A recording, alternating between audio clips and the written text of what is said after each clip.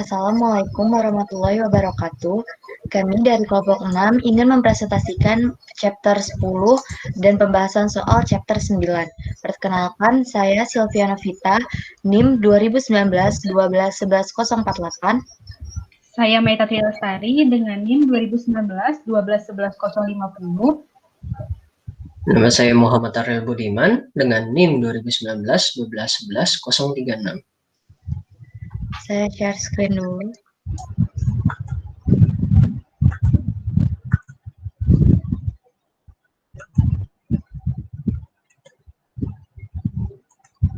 Sudah ada? Sudah. Oke. Akuntansi Keuangan Menengah 1. Bab 10 atau chapter 10 mengenai akuisisi dan disposisi properti, gedung, dan peralatan. Di sini ada tujuh tujuan pembelajaran. Yang pertama, menggambarkan properti, gedung, dan peralatan. Yang kedua, mengidentifikasikan biaya untuk dimasukkan ke dalam penaksiran awal properti, gedung, dan peralatan. Yang ketiga, menggambarkan masalah akuntansi terkait dengan aset berdiri sendiri.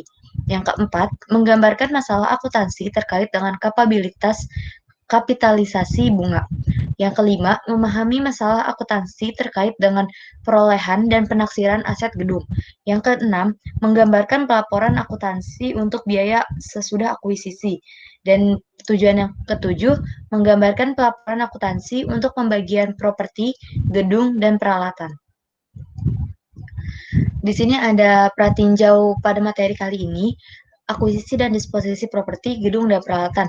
Di sini ada 4 pokok pembahasan, yaitu akuisisi yang terdiri dari biaya akuisisi, biaya tanah, bangunan, peralatan, ada aset berdiri sendiri, biaya bunga, dan observasi. Di pokok pembahasan yang kedua, tentang penaksiran, ada diskon kas, kontrak yang tertunda, pembelian borongan, penerbitan saham, bursa non-moneter, dan bantuan pemerintah. Pada pokok pembahasan yang ketiga, biaya untuk akuisisi, tambahan, perbaikan, dan penggantian, biaya pengaturan dan organisasi ulang, serta memperbaiki dan rangkuman biaya untuk diakuisisi tersebut. Di pokok pembahasan yang keempat ada disposisi mengenai penjualan dan konversi paksaan. Yang pertama, properti, gedung, dan peralatan. Seperti yang kita ketahui, properti, gedung, dan peralatan adalah harta berwujud yang ditahan untuk digunakan dalam produksi atau persediaan barang dan jasa untuk disewakan pada pihak lain atau untuk tujuan administrasi, digunakan lebih dari satu periode. Di sini digunakan dalam operasi dan bukan untuk penjualan kembali. Bersifatnya jangka panjang dan umumnya mengalami depresiasi. Kemudian memiliki substansi fisik.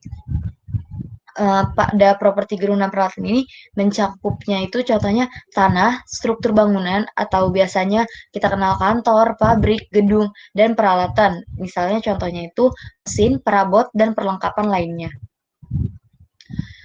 Akuisisi PP dan E.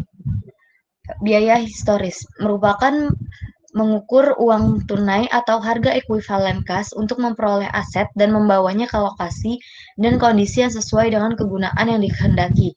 Perusahaan menaksir properti, gedung, dan peralatan pada periode berikutnya menggunakan metode biaya atau metode fair value atau penaksiran ulang.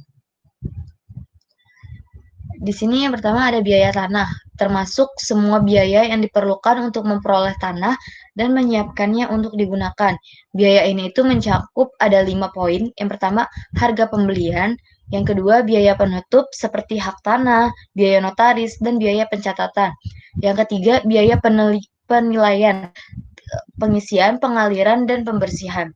Yang keempat, asumsi mengenai hak gadai, hipotek, atau beban properti. Dan poin yang kelima itu tentang tambahan pengembangan tanah yang memiliki masa guna yang tidak menentu. Biaya tanah, pengembangan dengan masa guna terbatas, misalnya jalur mobil pribadi, trotoar, pagar, dan area parkir, dicatat sebagai pengembangan lahan dan mengalami depresiasi. Ada 2 poin yang penting, di mana lahan yang diperoleh dan ditahan untuk spekulasi diklasifikasikan sebagai investasi. Sedangkan lahan yang lahan yang ditanah oleh real estate untuk penjualan kembali harus diklasifikasikan sebagai inventaris atau persediaan. Biaya gedung yang termasuk semua biaya yang terkait secara langsung dengan akuisisi atau konstruksi. Biaya ini itu mencakup bahan, tenaga kerja, dan biaya tambahan yang muncul selama konstruksi. Dan yang poin kedua itu tentang ongkos profesional dan izin mendirikan bangunan. Kemudian ada biaya peralatan yang termasuk semua biaya yang muncul untuk pengadaan peralatan dan penyiapannya untuk digunakan. Biaya ini itu mencakup harga pembelian, ongkos pengangkutan dan penanganan, asuransi peralatan selama penghantaran, biaya dasar khusus jika diperlukan, biaya perakitan dan instalasi, dan yang keenam itu biaya uji coba. Selanjutnya akan saya lanjutkan masih akuisisi PP dan E, yaitu di E10 strip 1 variasi pengeluaran dan tanda terima di bawah ini terkait dengan lahan, pengembangan lahan, dan gedung untuk perusahaan bisnis. Tentukan bagaimana klasifikasinya. Yang A, yaitu uang yang dipinjam untuk membayar kontraktor. Yang B, membayar konstruksi dari hasil surat utang. Yang C, biaya pengisian dan pembersihan tanah. D, penunggakan pajak real estate untuk properti. Yang E, kebijakan premi asuransi 6 bulan selama konstruksi. Dan yang terakhir itu adalah pembayaran kembali premi asuransi 1 bulan karena konstruksi terlambat selesai. Next. Di klasifikasinya itu ada wesel bayar, ada gedung, ada lahan, dan gedung lagi. Selanjutnya, next. Selanjutnya masih seperti yang tadi di E10 strip 1 masih divariasi pengeluaran tanah dan tanda terima di bawah ini terkait dengan lahan, pengembangan lahan, serta gedung untuk perusahaan bisnis. Bagaimana cara mengklasifikasikannya, yaitu dengan cara biaya arsitek untuk gedung. Yang kedua itu ada lanjutannya yang seperti yang tadi, ada biaya real estate yang dibeli sebagai plan site sebesar tanahnya 200.000 dan gedungnya 50.000. Yang I ada komisi yang dibayarkan kepada agen real estate, terus pemasangan pagar di sekeliling properti, biaya peruntuhan dan pemindahan gedung. Yang selanjutnya ada hasil dari penyelamatan gedung yang hancur, biaya parkir, serta biaya pohon dan semak-semak. Next. Aset berdiri sendiri, yaitu biayanya mencakup pertama ada bahan dan buruh langsung, yang kedua ada pengeluaran tambahan dapat ditangani dengan dua cara, yaitu cara pertama dengan menentukan biaya tambahan tidak tetap, dan kedua menentukan bagaimana dari semua biaya tambahan untuk proses konstruksi, perusahaan banyak menggunakan metode yang kedua. Next. Selanjutnya, ada biaya bunga selama konstruksi. 3 pendekatan disarankan untuk menghitung bunga yang muncul selama pembiayaan konstruksi, yaitu ada tidak ada bunga selama konstruksi atau dia $0. Yang kedua yaitu menggunakan biaya aktual muncul selama konstruksi dengan modifikasi di IFRS. Dan yang ketiga itu semua menggunakan biaya pendanaan untuk meningkatkan biaya aset. Next. Selanjutnya ada biaya bunga selama konstruksi. Di IFRS mensyaratkan kapitalisasi bunga aktual dengan modifikasi. Yang kedua, konsisten dengan biaya historis. Yang ketiga, ada kapitalisasi mempertimbangkan 3 item. Item yang pertama yaitu aset yang memenuhi syarat, dan item kedua, kapitalisasi periode. Dan item yang ketiga adalah jumlah yang dikapitalisasikan. Next. Selanjutnya, aset yang memenuhi syarat membutuhkan periode waktu yang lama agar siap digunakan sesuai dengan kehendak. Ada 2 jenis aset, yaitu aset jenis pertama itu aset konstruksi untuk digunakan sendiri oleh perusahaan. Yang kedua, aset yang ditujukan untuk penjualan atau penyewaan, dibangun atau diproduksi sebagai proyek sendiri. Next. Selanjutnya ada kapitalisasi periode. Dimulai ketika pertama pengeluaran untuk aset telah dibuat, yang kedua ada aktivitas untuk mempersiapkan aset sedang berlangsung, yang ketiga ada biaya bunga sedang terjadi. Berakhir ketika aset secara substansial, selesai, dan siap digunakan. Next. Selanjutnya masih dikapitalisasi, yang mana yang lebih sedikit. Jumlah yang dikapitalisasikan ada dua, yaitu ada biaya bunga aktual dan biaya bunga yang dapat dihindari, yaitu jumlah bunga yang dapat dihindari jika pengeluaran untuk aset belum dibuat. Next. Di sini ada gambaran kapitalisasi bunga. Blue Corporation meminjam 200.000 dengan bunga 12% dari State Bank pada tanggal 1 Januari 2011 untuk tujuan spesifik konstruksi tujuan khusus peralatan yang digunakan dalam operasi. Konstruksi peralatan dimulai tanggal 1 Januari 2011 dan pengeluaran berikut dibuat sebelum proyek selesai pada tanggal 31 Desember 2011. Pengeluaran aktualnya pada tanggal 1 Januari ada 100.000, di tanggal 30 April ada 150.000, di November tanggal 1 ada 300.000, serta di 31 Desember di akhir tahun ada 100.000. Maka total pengeluarannya adalah 650.000. Utang umum lainnya yang ada pada Januari tanggal 1 2011 yaitu 500.000 dengan bunga 14% dengan jangka waktu 10 tahun yaitu peminjaman obligasi. Sedangkan untuk wesel bayar dengan nominalnya 300.000 dengan bunga 10% dengan jangka waktu 5 tahun. Next. Maka langkah pertamanya itu dengan menentukan aset mana yang memenuhi syarat kapitalisasi bunga. Peralatan tujuan khusus memenuhi syarat karena membutuhkan periode waktu agar siap dan dapat digunakan dalam operasi perusahaan. Langkah keduanya dengan cara menentukan kapitalisasi periode, yaitu kapitalisasi periode adalah dari 1 Januari hingga berakhirnya tahun, yaitu 31 Desember 2011. Karena pengeluaran dibuat dan biaya bunga terjadi selama periode ini sementara konstruksi berlangsung. Next.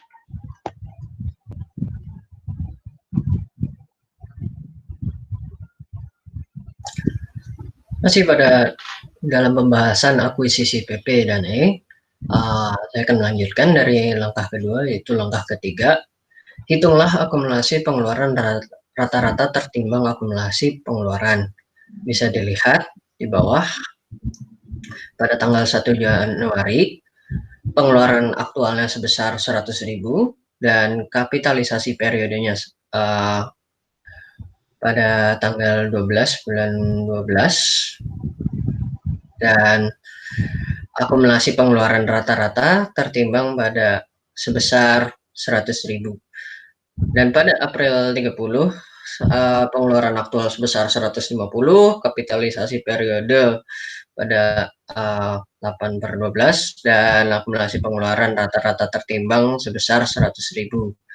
Pada tanggal November 1 pengeluaran aktualnya sebesar 300.000 dan kapitalisasi periode 2/12 dan akumulasi pengeluaran rata-rata tertimbang sebesar 50.000. Dan pada tanggal Desember 31 pengeluaran aktual sebesar 100.000 dan kapitalisasi periodenya 0/12. Dan maka akumulasi pengeluaran rata-rata tertimbang tidak ada. Nah, maka dari itu ditotalkan pengeluaran aktualnya yaitu sebesar 650.000 dan akumulasi pengeluaran rata-rata tertimbang sebesar 250.000. Jadi perusahaan menimbang pengeluaran konstruksi melalui jumlah waktu, yaitu pecahan tahun atau periode akuntansi yang memunculkan bunga pada pengeluaran. Next. Baik. Di langkah keempat, hitunglah bunga aktual dan dapat dihindari dengan memilih tingkat bunga yang tepat. Pertama, untuk bagian rata-rata tertimbang akumulasi pengeluaran yang kurang dari atau sama dengan jumlah yang secara khusus dipinjam untuk membiayai konstruksi aset. Gunakan tingkat bunga Y yang muncul pada pinjaman yang spesifik. Lalu untuk bagian rata-rata tertimbang akumulasi pengeluaran yang lebih besar dari hutang yang muncul untuk membiayai konstruksi si aset. Gunakan rata-rata tertimbang tingkat bunga yang terjadi pada semua sisa hutang selama periode tersebut. Next.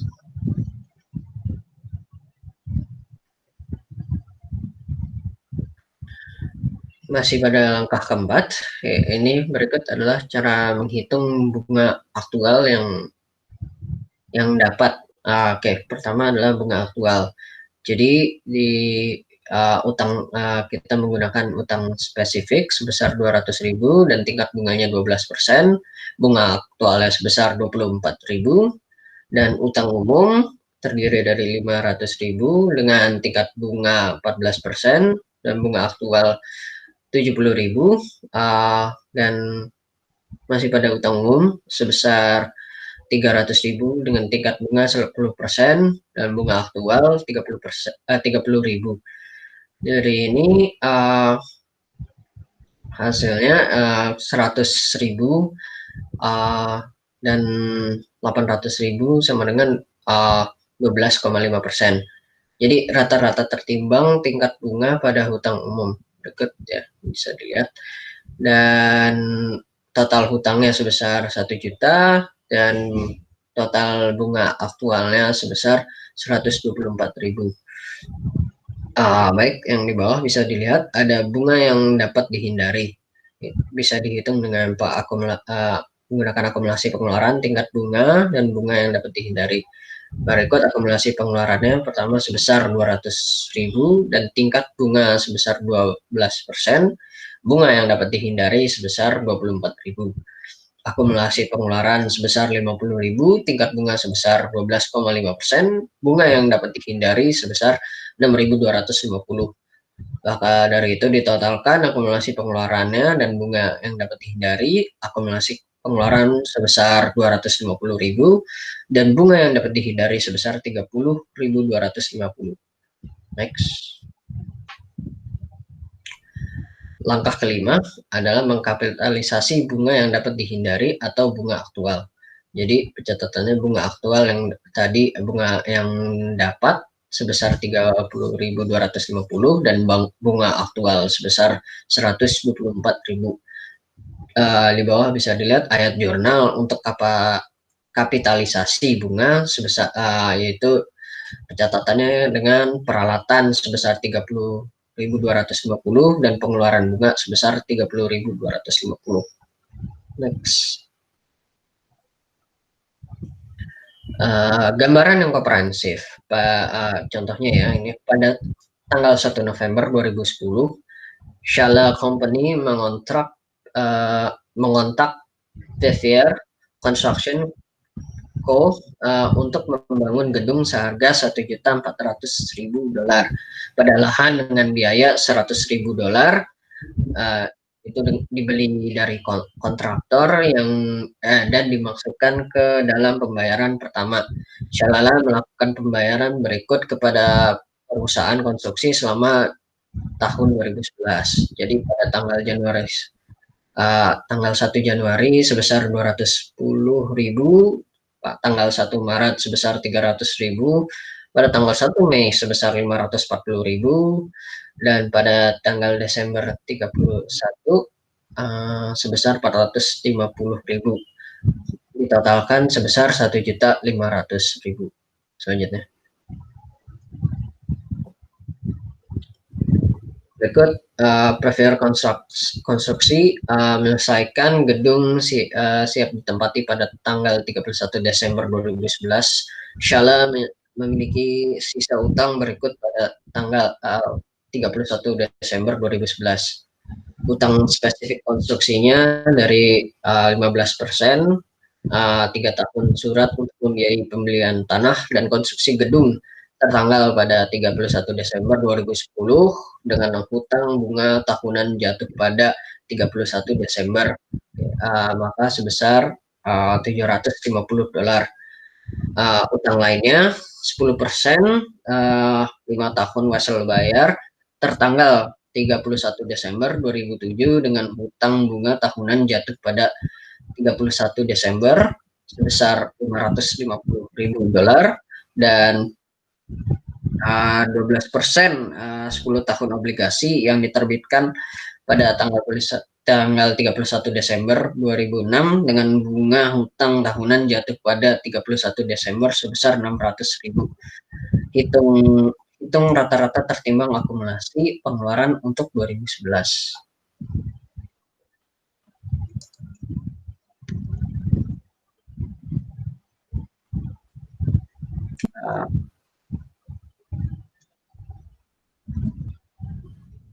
Apa?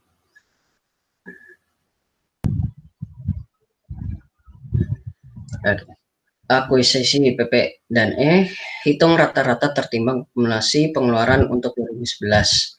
Bisa dilihat pada gambar 10.4. Expenditures dari date dengan amount pada tanggal Januari 1 sebesar 210.000 dan pada tanggal 1 Maret sebesar 300.000 dan pada tanggal 1 Mei sebesar 540.000, pada tanggal 31 Desember sebesar 450, maka ditotalkan sebesar 1.500.000. Maka dikalikan dengan current year capitalization period tadi pada tanggal Januari 1 sebesar 12/12 dan Maret tanggal 1 sebesar 10/12 dan Mei tanggal 1 sebesar 8/12, namun pada bulan Desember kosong. Maka kita akan lihat hasilnya pada weighted average accumulated expenditures. Jadi hasil perkalian dari amount dan current year capitalization period pada tanggal 1 Januari sebesar 210.000 dan pada tanggal 1 Maret sebesar 250.000 dan pada tanggal 1 Mei sebesar 360.000. Maka di total dan pada tanggal 31 Desember sebesar 0. Maka dihasilkan sebesar totalnya sebesar 820.000. Next. Baik. Kita di sini akan menghitunglah bunga yang dapat dihindari. Jadi weighted average accumulated expenditure sebesar 750.000 dan 70.000. Ini hasilnya adalah 820.000 dikalikan dengan interest rate yang 0,15 itu dari construction note dan 0,1104 sebesar itu dari weighted average of other debt. Dan ini yang harus bunga dihindari. Avoidable interest itu terdiri dari 112.500 dan 7.728 dan ditotalkan hasilnya 120.228. Jadi the amount by which the weighted average accumulated expenditure exceeds the specific construction loan itu tadi ya 70.000-nya itu dari situ, dan weighted average interest ini penghitungannya ya. Jadi 10% dengan 5 tahun note dan 12% dengan 10 tahun bond. Maka prinsipal dan interestnya tadi terdiri dari 550.000 dan 600.000 dan interestnya terdiri dari 55.000 dan 72.000. Ditotalkan prinsipalnya sebesar 1.150.000 dan interest sebesar 127.000. Maka weighted average interest rate sama dengan total interest dibagi dengan total principal. Oke, jadi tadi total interestnya sebesar 127.000 dan total principal sebesar 1.150.000, maka hasilnya adalah 11,04%. Next. Itulah biaya bunga aktual yang mewakili jumlah bunga maksimum yang dapat dikapitalisasi selama 2011. Jadi construction note-nya tadi 750.000 dikalikan dengan 0,15% dengan hasil 112.500 dan 5 tahun note sebesar 550.000 dikalikan dengan 0,10% sama dengan 55.000 dan pada 10 tahun bonds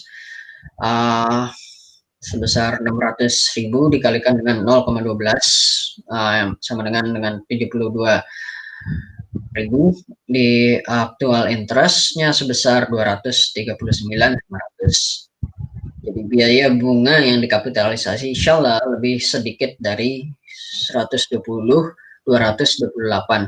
Berikut adalah bunga yang dapat dihindari dan 239.500 adalah bunga aktual atau 120.228.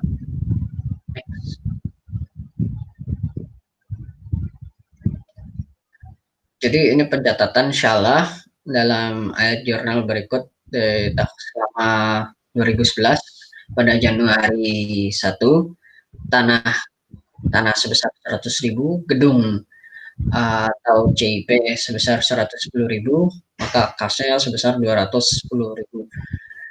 Pada Maret gedung sebesar 300.000, kasnya sebesar 300.000. Pada Mei tanggal 1 sebesar gedung sebesar 540.000 dan kasnya sebesar 540.000. Pada tanggal Desember 31 gedung sebesar 450 dan kasnya sebesar 450. Dan ada catatan lagi, gedung kapitalisasi bunga sebesar 120.228 dan pengeluaran bunga sebesar 119.272 dan kasnya sebesar 239.500.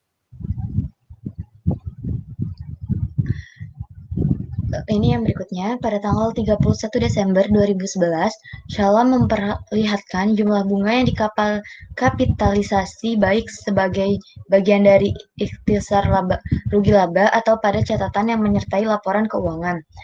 Di sini ada other income and expense, interest expense-nya itu sebesar 239.500, kemudian kita kurangi dengan capitalized interest atau bunga yang dikapitalisasi sebesar 120.228.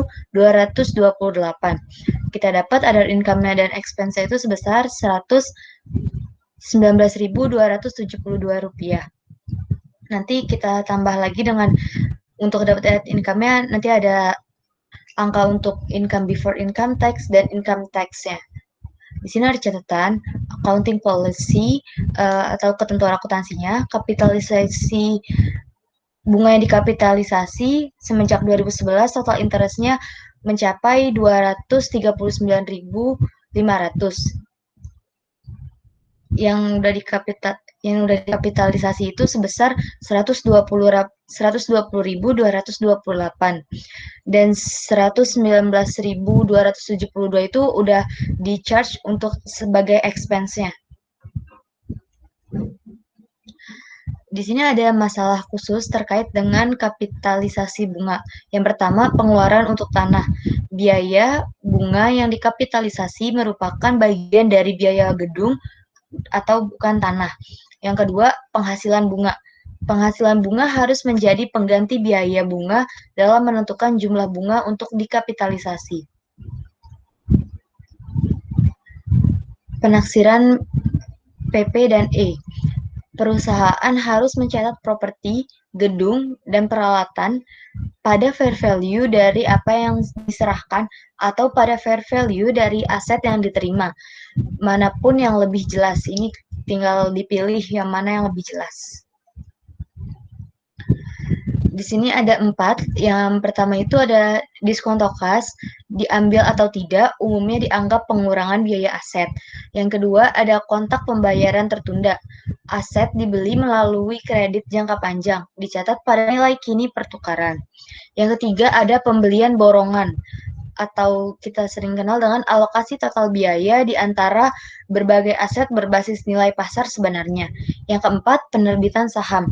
Nilai pasar saham yang diterbitkan merupakan indikasi nyata biaya properti yang diperoleh.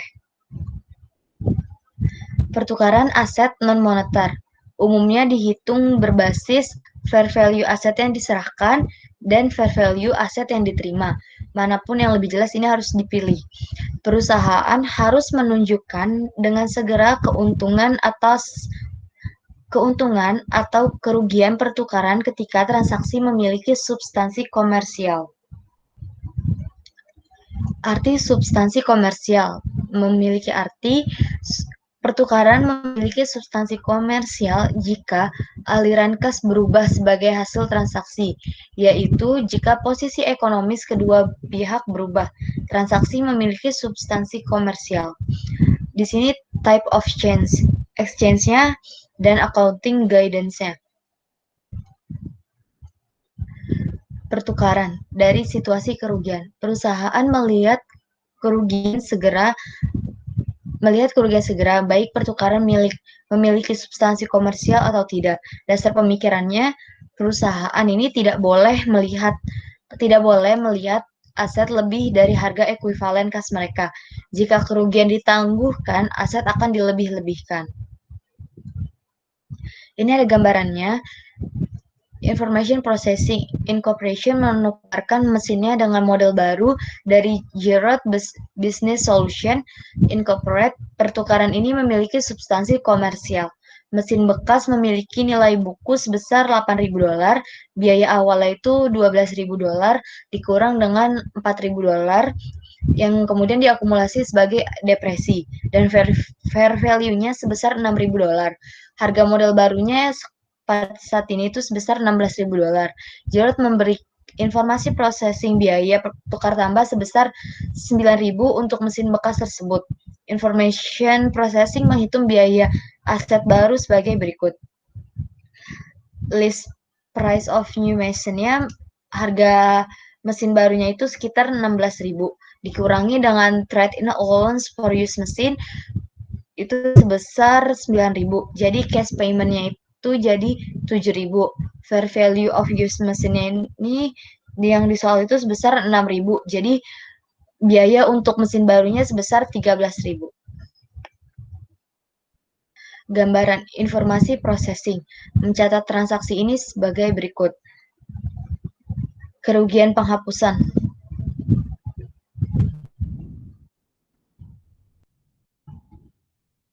Nah, ini ada jurnalnya, kita masukkan. Di sisi debitnya ada peralatan sebesar $13.000, akumulasi depresiasi peralatan sebesar $4.000, dan kerugian penjualan peralatan sebesar $2.000. Dan di sisi kreditnya ada peralatan sebesar $12.000 dan kas sebesar $7.000. Untuk penghapusan kerugiannya itu fair value of used machine-nya sebesar $6.000 dan book value-nya sebesar $8.000. Jadi di sini ada penghapusan kerugian atau loss on disposal of used machine sebesar $2.000.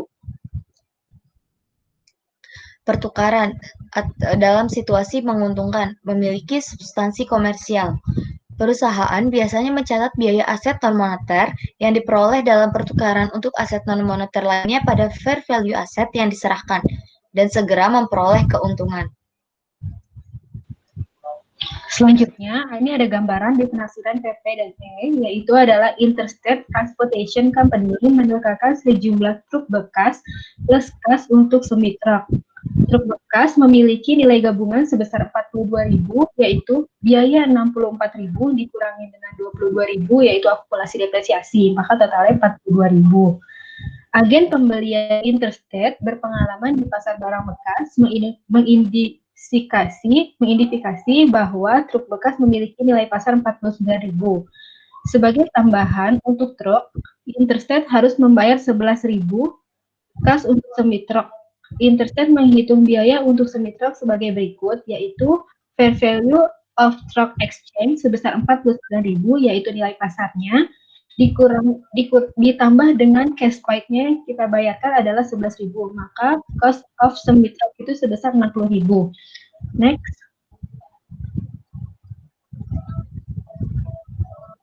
Selanjutnya ada gambaran Interstate untuk mencatat transaksi sebagai berikut. Next.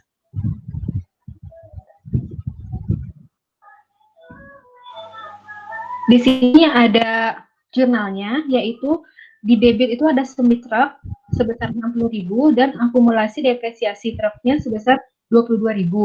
Di kredit yaitu ada truk sebesar 64.000 dan keuntungan penjualan truk bekas sebesar 7.000 serta kasnya yang dikeluarkan di kredit sebesar 11.000. Keuntungan penjualan yaitu fair value of used truck sebesar 49.000 ya, dan dihitung lagi cost of used truck sebesar 64.000 dikurangi dengan akumulasi depresiasi sebesar 22.000, maka book value of used truck sebesar 42.000 dan gain on disposal of used truck sebesar 49.000 dikurang 42.000, maka hasilnya 7.000. Next. Selanjutnya ada pertukaran situasi menguntungkan, kekurangan substansi komersial. Sekarang asumsikan bahwa Interstate Transportation Company menukarkan kekurangan substansi komersial, yaitu posisi ekonomis Interstate tidak berubah secara signifikan dengan hasil dari pertukaran ini. Dalam hal ini, Interstate menangguhkan keuntungan 7.000 dan mengurangi dasar untuk semi truk. Next. Gambarannya, untuk Interstate mencatat perubahan transaksi sebagai berikut dengan jurnalnya semi truk 53.000 di debit, akumulasi depresiasi truk 22.000 di debit, dan mengkreditkan truk sebesar 64.000 dan kas di kredit sebesar 11.000. Maka fair value of semi truk sebesar 60.000 dikurangi oleh gain-nya sebesar 7.000, maka basis of semi truk sebesar 53.000. Next. Rangkuman keuntungan atau kerugian pertukaran aset non moneter. Sini udah dijelaskan di gambar 10 strip 16 ini, dan penyingkapan yang mencakup itu ada 3, yaitu ada sifat transaksi, ada metode akuntansi untuk aset yang dipertukarkan, dan kerugian atau keuntungan dari pertukaran tersebut. Next. Selanjutnya ini ada contoh soal. Di S10 strip 19, Santa Company menukarkan peralatan yang digunakan dalam operasi pabriknya plus 2.000 dalam kas untuk peralatan serupa yang digunakan dalam operasi di Delaware Company. Informasi berikut berkaitan dengan pertukaran tersebut. Jadi dia ada 2 company, yaitu ada Santana dan Delaware. Yaitu di peralatannya masing-masing di Santana itu ada 28.000, di Delaware sebesar 28.000. Akumulasi depresiasinya di Santana 19.000, di Delaware 10.000, fair value peralatannya itu di Santana 13.500 dan di Delaware 15.500. Instruksinya yaitu persiapan ayat Juno untuk mencatat pertukaran dalam pembukuan kedua perusahaan. Next. Selanjutnya perhitungan keuntungan dan kerugian. Kita hitung dari 2 perusahaan tersebut, yaitu fair value peralatan yang diterima di Santana itu ada 15.500, sedangkan di Delaware ada 13.500. Kas yang diterima atau dibayar, di Santana itu kita membayar duit sebesar 2.000, bahkan berkurang, dan di Delaware menerima sebesar 2.000. Dikurang dengan nilai buku peralatan, untuk Santana yaitu 28.000 dikurang 19.000, maka di Santana itu dikeluarkan sebesar 9.000, dan untuk Delaware, yaitu 28.000 dikurang 10.000, maka di Delaware mengeluarkan duit sebesar 18.000. Maka keuntungan atau kerugian pada Santana sebesar 4.500 dan di Delaware sebesar minus 2.500. Next. Selanjutnya ada yang memiliki substansi komersial. Untuk Santana, jurnalnya yaitu mengdebit peralatan sebesar 15.500 dan akumulasi depresiasi di debit sebesar 19.000, sedangkan mengkredit kas sebesar 2.000, mengkredit peralatan sebesar 28.000, serta mengkredit keuntungan pertukaran sebesar 4.500. Sedangkan untuk Delaware Company, jurnalnya mendebit kas sebesar 2.000, mendebit peralatan sebesar 13.500, mendebit akumulasi depresiasi sebesar 10.000, dan mendebit kerugian pertukaran sebesar 2.500 dan mengkredit peralatan sebesar 28.000. Next. Selanjutnya masih tadi dua perusahaan tersebut. Sekarang kita fokus ke Santana. Jika memiliki substansi komersial, maka Jurnalnya yaitu peralatan di debit sebesar 15.500 dan akumulasi depresiasi di debit sebesar 19.000 serta mengkredit kas sebesar 2.000, mengkredit peralatan sebesar 28.000 dan mengkredit keuntungan penjualan sebesar 4.500. Sedangkan di Santana kekurangannya, jika memiliki kekurangan substansi komersial, maka peralatannya di debit yaitu 15.500 dikurang 4.500 dari keuntungan penjualan sebesar 11.000 dan akumulasi depresiasi di debit sebesar 19.000. Di kredit yaitu ada kas sebesar 2.000 dan peralatan sebesar 28.000. Next. Selanjutnya, fokus kepada Delaware Company. Jika memiliki substansi komersial, di debitnya itu ada kas sebesar 2.000, peralatannya sebesar 13.500, akumulasi depresiasi di debit sebesar 10.000, serta kerugian penjualan peralatan 2.500 di debit. Sedangkan mengkredit peralatan sebesar 28.000. Jika Delaware memiliki kekurangan substansi komersial, maka jurnalnya yaitu kas di debit sebesar 2.000, peralatan yaitu 13.500 di debit, akumulasi depresiasi di debit sebesar 10.000, serta kerugian penjualan peralatan sebesar 2.500 dan mengkredit peralatan sebesar 28.000.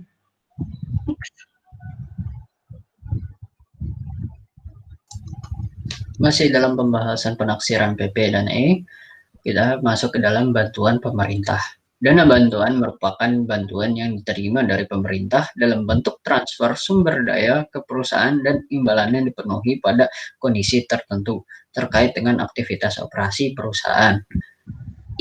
IFRS mengharuskan dana bantuan dimasukkan ke dalam pendekatan pendapatan pada basis sistematis yang menyesuaikan dengan biaya terkait yang hendak digantikan. Next. Contohnya, bantuan untuk peralatan lab. NG Company menerima sebesar 500.000 euro subsidi dari pemerintah untuk membeli peralatan laba pada 2 Januari 2011. Biaya peralatan lab adalah sebesar 2 juta, memiliki masa guna 5 tahun dan didepresiasi pada basis garis lurus. IFRS memungkinkan AG untuk mencatat bantuan ini dalam 2 cara. Yang pertama, pendapatan bantuan kredit tertunda untuk subsidi dan amortisasi pendapatan bantuan tertunda dari periode 5 tahun. Kedua, kredit peralatan lab untuk subsidi dan mendepresiasi nilai ini selama periode 5 tahun. Next. Contoh 1, bantuan untuk peralatan lab AG memiliki, ya ini tadi ya soal yang jika AG memiliki memilih untuk mencatat penghasilan tertunda sebesar 500.000, perusahaan melunasinya dalam periode 5 tahun untuk pendapatan 100.000 per tahun. Efek dalam laporan keuangan pada 31 Desember 2011 adalah statement of financial position-nya non-current asset terdiri dari lab equipment sebesar 2 juta dan dikurangi dengan accumulated depreciation sebesar 400.000, maka totalnya sebesar 1.600.000.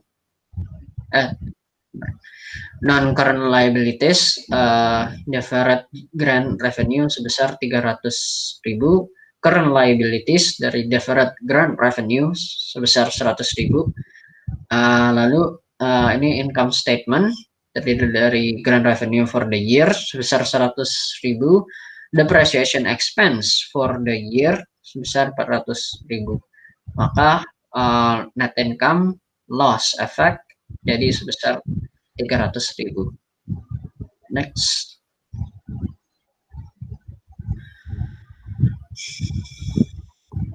Bantuan untuk peralatan lab. Jika AG memilih untuk mengurangi biaya peralatan lab, AG melaporkan peralatan pada 1.500.000, itu terdiri dari 2 juta dan 500.000, dan mendepresiasikan jumlah ini selama periode 5 tahun. Efeknya dalam laporan keuangan pada 31 Desember 2011 adalah jadi statement of financial position-nya tercatat non-current asset terdiri dari lab equipment sebesar 1.500.000 less dikurangi dengan accumulated depresiasi sebesar 300.000, hasilnya 1.200.000, maka income statement-nya itu depreciation expense for the year sebesar 300.000. Next. Penarikan, sekarang kita masuk ke kontribusi. Ketika perusahaan memasukkan aset non-moneter, perusahaan harus mencatat jumlah donasi sebagai pengeluaran pada fair value aset yang disumbangkan. Gambarannya, klien industri menyumbangkan tanah ke City of St. Paul untuk taman kota biaya tanah sebesar $80.000 dan memiliki fair value sebesar $110.000. Klien industri mencatat donasi sebagai berikut. Jadi pengeluaran kontribusi sebesar $110.000 tadi itu ditaruh di debit, dan tanah sebesar 80.000 di kredit, dan keuntungan penjualan tanah sebesar 30.000 di kredit. Next.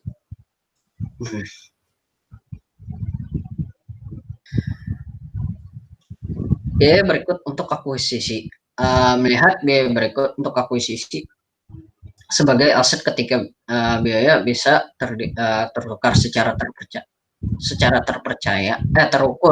terpercaya dan ada kemungkinan bahwa perusahaan akan memperoleh keuntungan ekonomis di masa mendatang. Keuntungan ekonomis di masa mendatang akan memasukkan peningkatan pada yang pertama masa guna, kedua kuantitas produk yang dihasilkan, dan ketiga kualitas produk yang dihasilkan.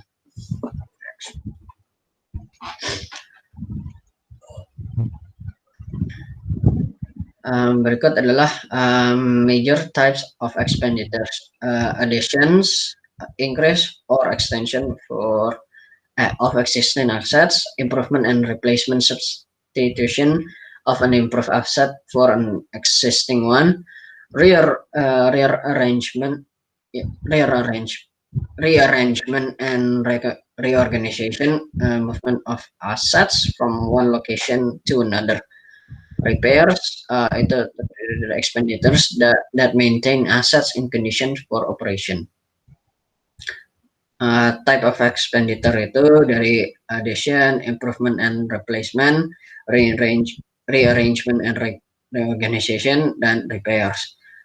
Jadi normal accounting treatmentnya itu capitalized cost of addition to asset account, remove cost of an accumulated depreciation on old assets, recognizing any gain or loss, capitalized cost of improvement or replacement, expense cost of rearrangement and reorganization cost as expense.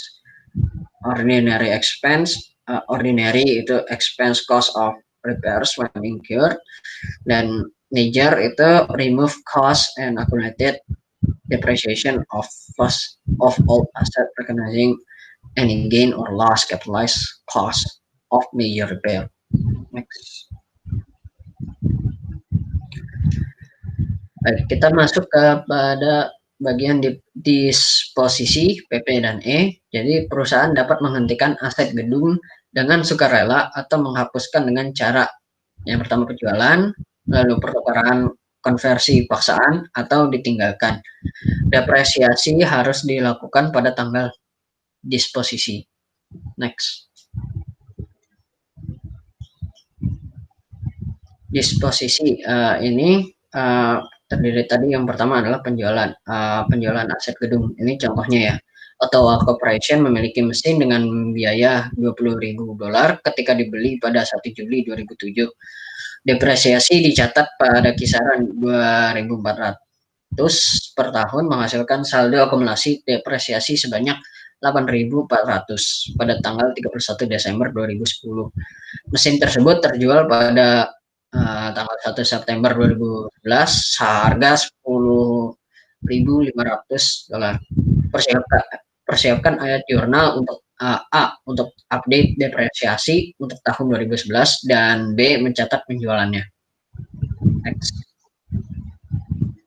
Jadi ini yang A ya, depresiasi untuk tahun 2011.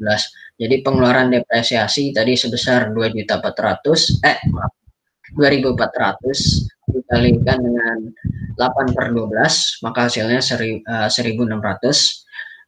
Akumulasi depresiasinya maka totalnya sebesar 1.600. Ya, dan B mencatat penjualan. Jadi cash tadi besar 10.500 dan akumulasi depresiasinya sebesar 10.000 dan itu mesinnya sebesar 20.000, keuntungan penjualan sebesar 500. Jadi itu kita mendapatkan 10.000 itu dari 8.400 ditambahkan dengan akumulasi depresiasi yang sebesar 1.600, maka hasilnya 10.000. Next. Konversi paksaan. Kadang-kadang jasa aset dihentikan melalui sejenis konversi paksaan seperti kebakaran, banjir, pencurian, atau pengakhiran. Jadi perusahaan melaporkan perbedaan antara jumlah yang diperoleh kembali. Misal kayak contohnya asuransi, itu asuransi perbaikan. Jika ada dan nilai buku aset sebagai keuntungan atau kerugian, mereka memperlakukan keuntungan atau kerugian ini seperti jenis disposisi lainnya.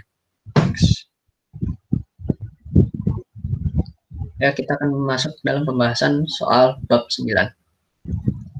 Dan di sini yang soal pertama itu soal E9 yang ke-7 yang tentang penilaian pada nilai realisasi bersih. Matsumura Dairy mulai beroperasi pada 1 April 2019 dengan pembelian 200 ekor sapi perah seharga 6.700.000. Ini telah menyelesaikan bulan pertama operasi dan memiliki informasi berikut untuk sapi perah pada akhir April 2019. Ini dalam yen ribuan.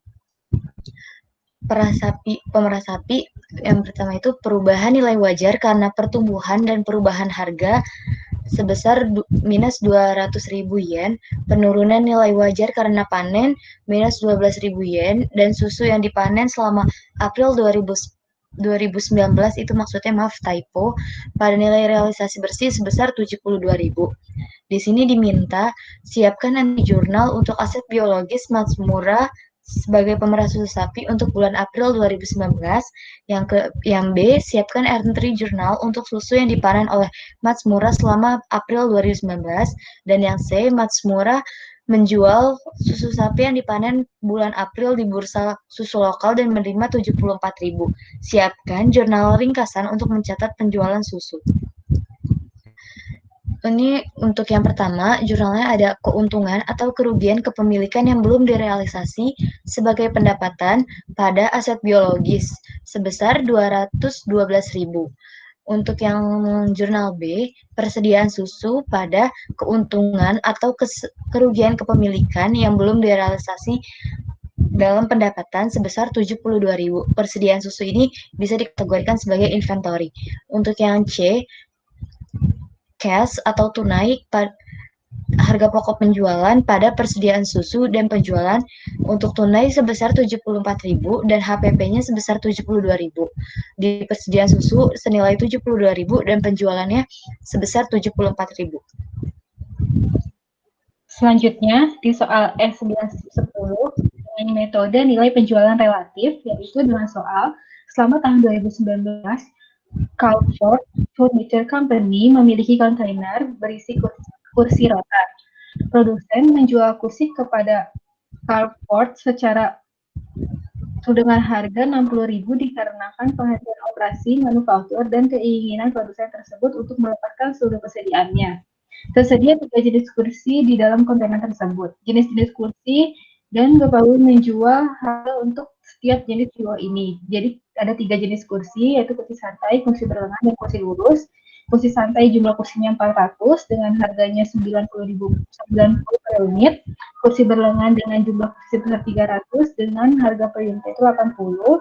Dan kursi lurus dengan jumlah 800 dengan harga per unitnya itu 50. Diminta selama tahun 2011, kantor menjual 200 kursi santai, 100 kursi biasa, dan 120. Pertanyaannya, berapa jumlah laba bruto yang direalisasi selama tahun 2019? Berapa juga persediaan kursi lurus yang tidak terjual pada tanggal 31 Desember 2019? Next. Berikut ini adalah tabel untuk menjawab dari pertanyaan tersebut, yaitu cara menjawabnya pertama kita mencari biaya kursi per unit, yaitu ada jenis kursinya dibagi 3, tadi ada kursi santai, kursi berbahan, dan kursi lurus, dimasukkan jumlah kursinya masing-masing, dan harga estimasi per jual unitnya itu dimasukin yang ada di dalam soal, lalu menghitung total harga penjualan sebesar 400 dikali 90 per unit adalah 36.000, begitu juga dengan seterusnya, hingga dihasilkan total harga penjualan sebesar 100.000, masing-masing kursi santai 36.000, kursi berlengan 24.000, dan kursi lurus ada 40.000. Selanjutnya, kita mencari harga penjualan relatif dengan cara total harga penjualan dibagi dengan 100.000, yaitu total harga penjualan keseluruhan, dikali dengan total biaya. Maka untuk kursi berlengan adalah biaya yang dialokasikan sebesar 21.400, kursi berlengan yaitu 14.400, dan kursi lurus sebesar 24.000. Maka totalnya biaya alokasi kursi seluruhnya yaitu 60.000. Untuk mencari biaya per kursi, maka 21.600 dibagi 400 jumlah kursi, yaitu ada 54.000 untuk kursi santai, kursi berlengan itu sebesar 48.000, dan kursi lurus sebesar 30.000. Selanjutnya, tabel kedua yaitu masih 3 jenis kursi santai. Ada kursi santai dan jumlah yang terjual itu ada 200, biaya per kursinya sudah kita hitung di tabel pertama dari 54, maka biaya kursi terjual sebesar 10.800. Untuk kursi berlengan yang terjual ada 100 unit, dengan biaya per unit ada 48, maka biaya kursi yang terjual ada 4.800, dan kursi lurus yang terjual ada 120, dengan biaya kursi per unit ada 30, maka biaya kursi terjual untuk kursi lurus sebesar 3.800. Maka total biaya kursi yang terjual secara keseluruhan dari 3 jenis kursi tersebut adalah 19.200. Selanjutnya, penjualan yaitu ada 18.000 dari 90 dikali dengan 200, menggunakan estimasi harga jual per unit, dan untuk kursi berlengan 8.000 serta kursi lurus ada 6.000. Maka hasil penjualannya ada 32.000 secara keseluruhan. Laba kotornya yaitu untuk kursi santai yaitu 18.000 di penjualan dikurangi oleh biaya kursi terjual untuk kursi santai, berarti laba kotornya yaitu 7.200 kursi santai. Kursi berlengan juga seperti tadi caranya, yang dihasilkan adalah 8.000 dikurang 4.800 ada 3.200, kursi lurus yaitu 2.400 dari 6.000 dikurang 3.600. Maka laba kotor keseluruhannya yaitu adalah 12.800. Untuk pertanyaan selanjutnya yaitu ada persediaan kursi lurus di akhir tahun, yaitu ada 800 kursi lurus, jumlah kursi lurus secara keseluruhan, dan terjual ada 120 unit. Maka 800 dikali 20 kali dengan 30 yaitu biaya kursi per unit yang sudah kita alokasikan. Maka hasilnya 20.400. Next.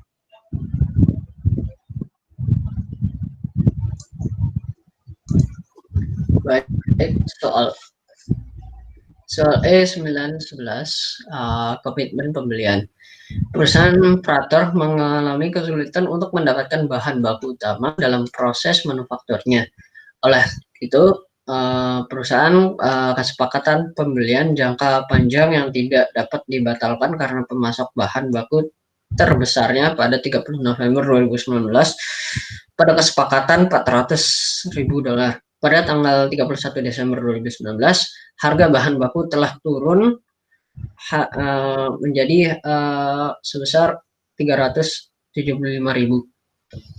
Diminta apa jurnal yang akan Anda buat pada tanggal 31 Desember untuk mengakui fakta-fakta ini. Jadi di debitnya untungan atau kerugian kepemilikannya, yang jawabannya ini dari keuntungannya atau kerugian kepemilikannya yang belum direalisasi pendapatan dimasukkan di debit sebesar 25.000, dan kewajiban komitmen pembelian sebesar 25.000 dimasukkan di kredit. Kemudian soal yang terakhir, soal problem 9 yang tentang metode persediaan retail. Fokyu menggunakan metode persediaan eceran untuk mengestimasi persediaan akhir untuk laporan keuangan bulanannya. Data berikut berkaitan dengan satu departemen untuk bulan Oktober 2019. Di sini dia punya persediaan di tanggal 1 Oktober untuk dengan biaya atau cost nilainya itu sebesar 52.000 dan di eceran atau retail cost-nya itu sebesar 78.000. Di pembelian cost-nya 272.000, ecerannya 423.000. Pengirimannya atau freight in-nya sebesar 16.600. Di pembelian biaya cost-nya 5.600, di retailnya 8.000. Markup-nya sebesar 9.000, pembatalan markup-nya 2.000, penurunan harga 3.600, kerusakan dan kerusakan normal 10.000, dan penjualannya sebesar 390.000. Diminta yang A, dengan menggunakan metode eceran konvensional, siapkan perhitungan jadwal yang diperkirakan lebih rendah dari biaya atau persediaan pasar untuk 31 Oktober 2019. Yang B, Toserba yang menggunakan metode persediaan eceran konvensional mengestimasi biaya persediaan akhirnya sebesar $60.000. Penghitungan fisik yang akurat menunjukkan hanya $47.000 dari persediaan dengan harga atau pasar yang lebih rendah. Buat daftar faktor yang mungkin menyebabkan perbedaan antara inventaris yang dihitung dan jumlah fisik. Ini jawaban yang A dulu. Di sini kita buat antara biaya dengan yang eceran, cost atau retail. Di persediaan awal untuk cost itu ada 52.000, di retailnya 78.000. Di pembelian untuk cost 272.000, sedangkan di retailnya 423.000. Retur pembeliannya kita jadikan sebagai pengurang untuk cost sebesar 5.600, di retailnya sebesar 8.000. Pengiriman masuknya ini hanya ada di bagian cost sebesar 16.600. Jadi total untuk cost itu sebesar 335.000 dan di ecerannya sebesar 493.000. Di sini ada markup-nya sebesar 9.000 dan pembatalan markup-nya sebesar minus 2.000, yang dimana nanti total ini dimasukkan di bagian retail sebesar 7.000. Jadi penurun totalnya sebesar 500.000. Kemudian 500.000 ini dikurangi dengan penurunan harga bersih yaitu sebesar 3.600, pembusukan dan kerusakan normalnya sebesar 10.000 dan penjualannya sebesar 390.000. Jadi kita dapat persediaan akhir di retailnya sebesar 96.400 dan rasio biaya keecerannya atau biaya retailnya ini sebesar kita dapat dari 335.000 dibagi dengan 500.000. Kita dapat perolehan rasionya sebesar 67%. Di persediaan akhir, di LCNRV, 67, kita hitungnya itu dari 67% dikali dengan 96.400. Kita dapat 64.588. Ini untuk jawaban yang B, perbedaan antara estimasi inventaris per metode retail dan jumlah perhitungan fisik dikarenakan mungkin karena 6 faktor ini. Yang pertama, kerugian pencurian atau mengutil atau mencuri. Yang kedua, kerusakan atau kerusakan di atas normal. Yang ketiga, perbedaan cost atau retail rasio untuk pembelian selama sebulan, persediaan awal dan persediaan akhir. Yang keempat, markup pada barang yang tersedia untuk dijual tidak konsisten antara harga pokok barang yang terjual dan persediaan akhir. Yang kelima, berbagai macam barang dagangan dengan rasio biaya atau eceran yang bervariasi. Dan yang keenam, pelaporan yang salah atas penurunan harga, markup tambahan, atau pembatalan. Sekian presentasi dari kelompok kami, kurang lebihnya mohon maaf. Kami memohon maaf juga apabila ada kata-kata yang salah atau kurang berkenan. Sekian presentasi dari kelompok kami. Assalamualaikum warahmatullahi wabarakatuh. Assalamualaikum warahmatullahi wabarakatuh.